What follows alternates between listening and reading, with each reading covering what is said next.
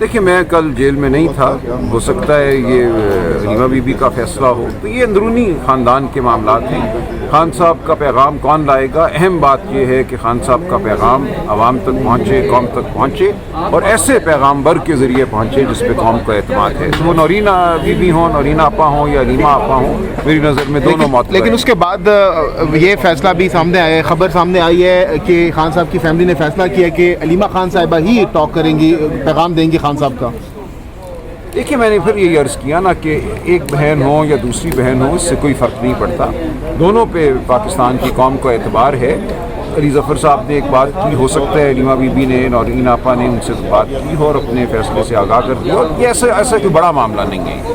سلمان صاحب، پارٹی قیادت میں اس وقت اختلافات کی لہر دوڑ گئی ہے، لیکن پارٹی قیادت کی جانب سے تاحال کور کمیٹی کا یہ کوئی ہنگامی اجلاس طلب نہیں کیا گیا ہے، اس کی کیا ریزن ہے؟ یہ کوئی بڑی بات نہیں ہے۔ دیکھیے میں نے عرض کر دیا نا، خان صاحب نے کہا ہے کہ اس معاملے کو اب آپ ختم سمجھیے، ایک بات ہو گئی، ایک طرف سے گفتگو ہوئی، دوسری جانب سے دوسری گفتگو ہوئی، اب یہ معاملہ ختم ہے اور اس پہ کوئی بیان نہیں دے گا پارٹی کے حوالے سے یا ذاتی حوالے سے، کوئی بات نہیں۔ کیونکہ آپ اپوزیشن میں ہیں، بتائیے گا کیا آپ کشمیر والے سوالات جو اس وقت شدت اختیار کر چکے ہیں انہیں آپ کیسے دیکھیں گے؟ یہ ہم سمجھتے ہیں کہ یہ وہ آواز ہے جو عوام کی ایک طرح سے سچی آواز ہے، جو کشمیر میں جبر ہے پچھلے کئی سالوں سے اور پورے پاکستان میں وہ جبر ہے۔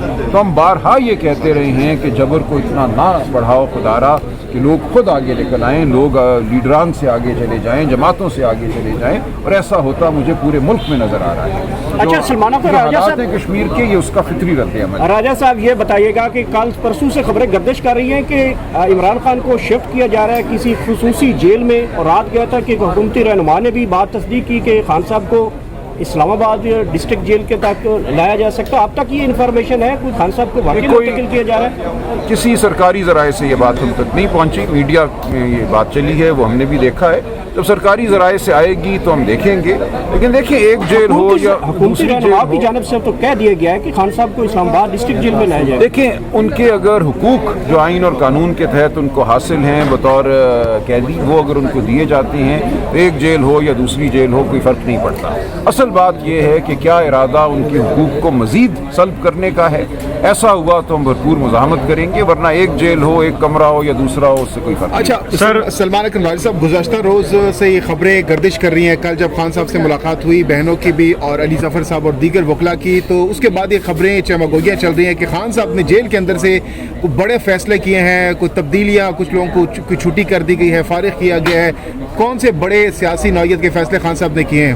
نہیں، میرے پاس ایسا کوئی فیصلہ نہیں آیا۔ ایک کوئی ٹویٹ چلی تھی کل یا واٹس ایپ میسج چلا تھا، اس کی تردید علی ظفر صاحب نے بھی کر دی ہے، وہ فیک تھا، تو اس لیے میری نظر میں مجھ تک کوئی ایسی اطلاع نہیں۔ نئی کمیٹی بنائی گئی ہے جس میں آپ کا نام ہے، بیرسٹر گور صاحب کا نام ہے، حامد خان صاحب کا نام ہے، تو یہ کیا وجہ ہے؟ یہ کمیٹی اس کی کا کیا تصدیق ابھی مقصد ہے؟ تک نہیں ہو سکی۔ مجھے جو اطلاعات آئی ہیں کہ ایسی کوئی تبدیلی نہیں ہوئی، لیکن دیکھیں گے، اس کی کوئی مصدقہ خبر۔ آج علی امین گنڈا پور صاحب نے جانا تھا، خان صاحب نے کل طلب کیا تھا فوراً طور پہ وہ اڈیالہ ہیں، لیکن علی امین گنڈا پور صاحب آج نہیں گئے، کیا وجوہاتوں سے گنڈا پور صاحب ناراض تو نہیں ہو گئے؟ نہیں، میرا نہیں خیال ایسی کوئی بات ہے۔ دیکھیے تو آپ گنڈا پور صاحب سے پوچھیے کہ وہ کیا جا سکتے تھے۔ دیکھیے اجازت ملتی ہے تو کوئی جا پاتا ہے، 8 بجے بھی اجازت مل جاتی ہے جی۔ پوری یہ جو اس وقت جیل ہے، کہنے کو تو پنجاب حکومت کے زیر انتظام ہے، لیکن اصل انتظام نہ پنجاب حکومت کا ہے نہ وفاقی حکومت کا ہے، جو اس جیل کو چلا رہا ہے۔ خان صاحب بارہا کہتے ہیں کہ وہ کرنل صاحب جو ہیں وہ آئین اور قانون کے تحت جیل کو نہیں چلا رہے، تو حق تو ہم سب کا ہے، عدالتی فیصلے ہیں، جیل مینول ہے کہ ہم جائیں، لیکن ہم نہیں جا پاتے۔ یہ تو آپ علی امین صاحب سے پوچھیے کہ وہ کیوں نہیں جا پائے اور کس نے ان کو اجازت دی تھی جانے کی جب وہ گئے۔ سلمان اکرم راجہ صاحب یہ بتائیے گا، اگر علی امین گنڈا پور کو ہٹا دیا جاتا ہے تو اگلا وزیر اعلیٰ کون ہوگا؟ کیا آپ ہوں گے؟ یہ مفروضہ ہے تو خیر نہیں ہوں گا نا، میں تو نہیں ہو سکتا، لیکن یہ کیوں آپ ایسا سوال کر رہی ہیں؟ میرے سامنے ایسا کوئی ارادہ یا فیصلہ نہیں۔ سلمان صاحب یہ بتائیے گا کہ عمران خان کی بہنیں تو مطمئن نہیں ہیں علی امین گنڈا پور سے، آپ سیکرٹری جنرل ہونے کی حیثیت سے مطمئن ہیں ان کی پرفارمنس سے؟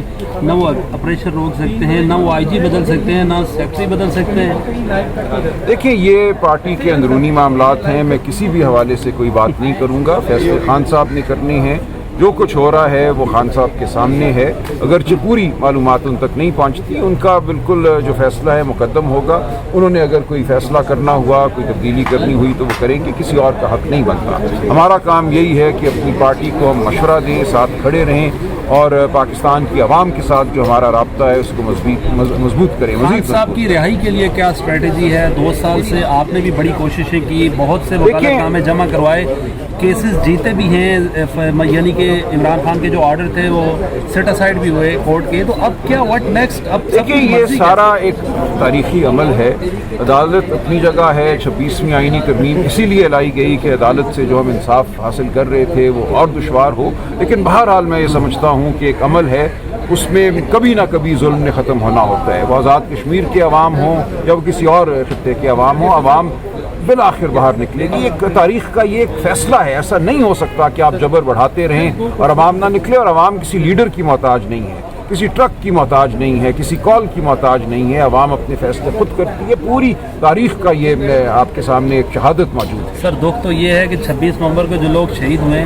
ان کے کیسز میں آپ کے وکلا پیش ہوتے ہیں، کوئی پرائیویٹ کمپلینٹ نہیں ہوئی، 22A میں بھی کوئی عمل نہیں ہوئی ہے، غلط جانتے، آپ کی اطلاعات غلط ہیں۔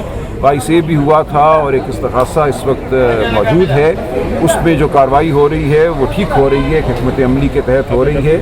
جن لوگوں نے خود کمپلینٹس فائل کی تھی، جن شہداء کے ورثاء نے، ان پہ بدترین جبر ہوا، ان کو مجبور کیا گیا کہ وہ اپنی 22A کی جو درخواستیں ہیں وہ واپس لیں، مقدمہ دائر کرنے کی جو درخواست ہے۔ آپ پوری معلومات جب حاصل کریں گے، جب پاکستانی قوم کو حاصل ہوں گی، میں سمجھتا ہوں خون کے آنسو ہم سب روئیں گے۔ شہداء کے ورثاء پہ ظلم ہوا، ان کو گھر بار اپنے چھوڑنے پڑے، جو پیچھے اگر کوئی رہ گیا تو اس کو اٹھا لیا گیا۔ یہ پوری باتیں انشاءاللہ آپ کے سامنے آئیں گی۔ سلمان صاحب، شیر المروز صاحب کی طرف سے روزانہ کوئی نہ کوئی نیا الزام عائد کر دیا جاتا ہے، آپ بطور سیکرٹری جنرل اور قائم مقام چیئرمین برسٹر گور کی طرف سے کوئی شوکاز انہیں یا کوئی جواب طلبی کبھی ان سے کی گئی ہے اس حوالے سے پارٹی ڈسپلن کی؟ یہ غیر اہم بات ہے، وہ تو پارٹی کا حصہ ہی نہیں ہے، تو اس کی شو کا اس کا کوئی مطلب سر وہ سیٹ پر موجود ہیں ابھی تک۔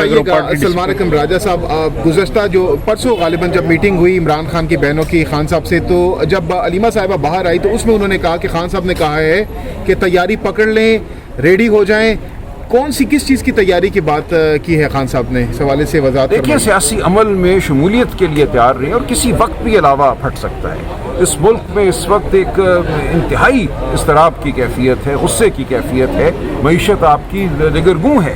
تمام یہ دعوے جھوٹ ہیں کہ معیشت سنبھل چکی ہے۔ میں نے آپ کے سامنے عرض کیا کہ 15 سے 24 سال کی عمر کے اس وقت 37% جو نوجوان ہیں، نہ ان کے پاس ملازمت ہے، نہ وہ کسی تعلیمی ادارے میں ہیں۔ تو یہ بالکل ایسی صورتحال نہیں ہے جو قائم رہ سکے، اس نے زمین بوس ہونا ہی ہونا ہے۔ تو جو معاملہ کشمیر سے شروع ہوا ہے، جو حالات آپ کو وادی طرح میں نظر آ رہے ہیں، خیبر پختونخوا کے مختلف علاقوں میں نظر آ رہے ہیں، بلوچستان میں آ رہے ہیں، یہ پورے ملک کی اس دفعہ سلمان اکرم بھائی صاحب جو آپ لوگ لانگ مارچ یا پھر دھرنا ورنا یا احتجاج کریں گے، کیا وہ پورے ملک میں ہوگا یا ایک ہی جگہ؟ دیکھیے، آپ یہ دیکھیں گے کہ ہمیں کچھ نہیں کرنا پڑے گا، عوام آگے ہوگی، ہم پیچھے ہوں گے۔ بنگلہ دیش ہو، نیپال ہو، انڈونیشیا ہو، سری لنکا ہو، سیاسی جماعتیں اور سیاسی لیڈر بہت پیچھے رہ گئے تھے۔ پھر آپ کہہ رہے ہیں کہ آپ لوگ ایسے ہی ہوگا، کون آگے ہوں گے، تو 26 نومبر بھی یہی ہوا تھا۔ نہیں، 26 نومبر ایسے نہیں ہوا نا۔ 26 نومبر تو ایک کال تھی، اس پہ ہم آئے، کارکن ساتھ آئے۔ اس دن جو ہوا، جس طرح گولیاں چلائی گئیں، کسی کو توقع نہیں تھی کہ یہ ریاست اپنے نہتے شہریوں پہ گولیاں چلائے گی، اسپتالوں سے لاشیں اٹھا لے گی، ریکارڈ ختم کر دے گی۔ دیکھیے، ہم سیاسی عمل میں جڑے رہیں گے۔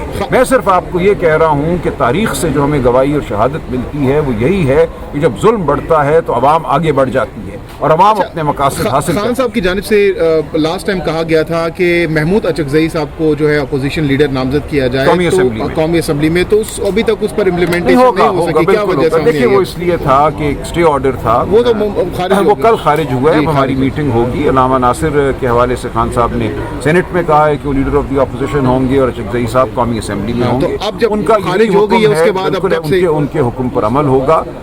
پچھلی ملاقات میں تو میں نہیں تھا، اس سے ایک دن قبل جو ملاقات ہوئی اس میں تھا ڈیالہ جیل میں، اور خان صاحب نے اپنا حکم دہرایا ہے۔ اچھا، یعنی اگر وہ اپوزیشن لیڈر بن جاتے ہیں قومی اسمبلی میں تو اس کے بعد جو تحریک ہے وہ ہی لیڈ کریں گے اس کے بعد؟ جی بالکل، اور خان صاحب نے بالکل یہ کہا ہے کہ پورے ملک میں جلسے منعقد کیے جائیں، راؤنڈ ٹیبل کانفرنسز منعقد کی جائیں، اور یہ تحریک تحفظ آئین پاکستان کے پلیٹ فارم سے ہی ہے۔ جی سر، عظمہ بخاری صاحبہ نے ایک آپ کے پشاور جلسے کے حوالے سے ایک بیان دیا ہے کہ آپ کو پشاور جلسہ جو ہے وہ بابا جی کا ٹھلو ملا آپ لوگوں کو، تو یہ کیسی لینگویج استعمال کی گئی ہے وہاں؟ देखिए तो आप उनसे पूछे ना, मैं किसी के कलाम पे क्या कह सकता जलसे हूँ। से हासिल क्या हुआ फिर? देखिए हम अपने अवाम के साथ जुड़े हुए हैं, हमने वहाँ गुफ्तगू की, हमने लोगों को बुलाया। ये मामला एक सियासी अमल का हिस्सा है, ये कोई आखिरी जलसा नहीं था। ये जलसे होते रहेंगे, सियासी अमल आगे बढ़ता रहेगा और इस निज़ाम ने पाश पाश होना है, वो होकर रहेगा। बहुत बहुत थैंक यू सर।